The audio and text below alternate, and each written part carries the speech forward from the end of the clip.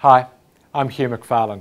I'm the founder of Math Marketing and the author of The Leaky Funnel and hundreds of white papers and ebooks on the subject of funnel management. I've personally participated in over 300 growth projects around the world and trained thousands of marketers in B2B marketing from 20 countries. I'm excited today to share a little of what we've learned. I'm more excited though to hear from you. I'd like to hear your experiences, your views, your concerns.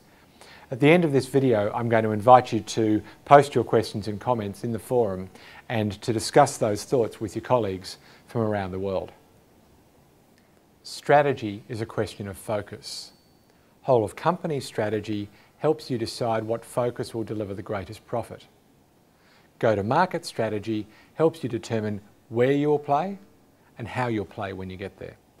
How do you decide where to play? Strategy involves choice. Choice means not just deciding what to do, but what not to do. It's about deciding also what to stop. How do you make such decisions?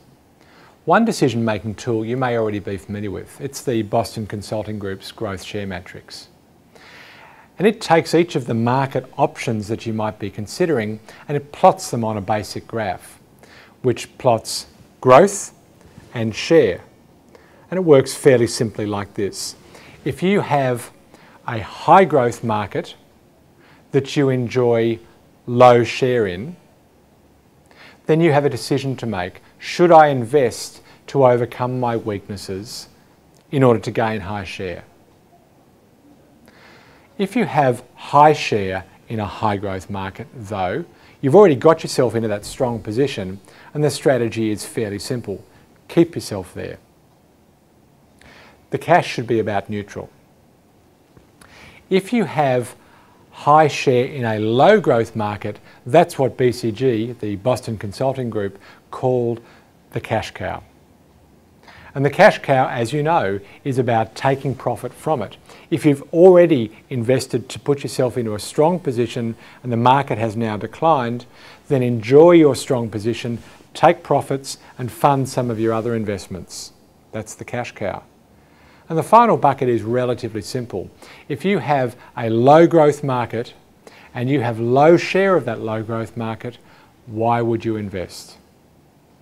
Relatively simple decision-making model, but it has some flaws. When BCG first used this model in the 70s, it was a good decision-making model. But the assumption is that growth explains why one market is attractive and another is not.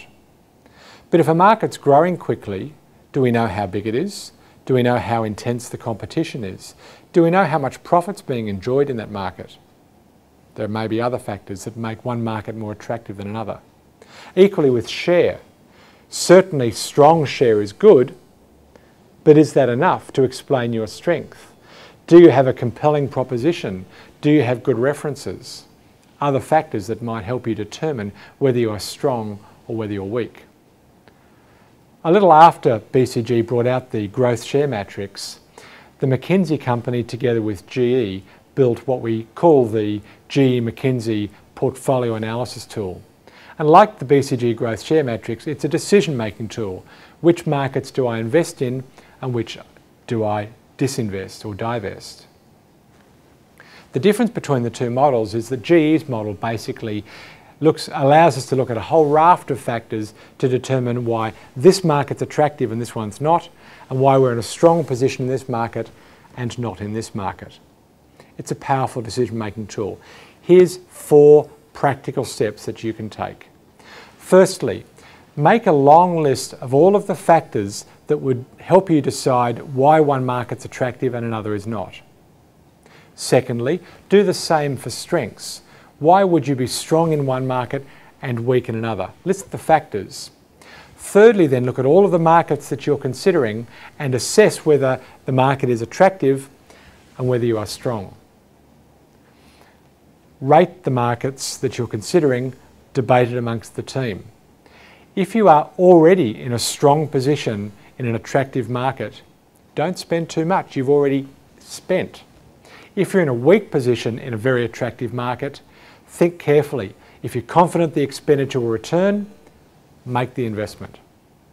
That's how you decide where to play. It's about making tough calls. A question for you. Where would you get the information in your business to allow you to make these decisions about which markets to invest in and which to disinvest or divest?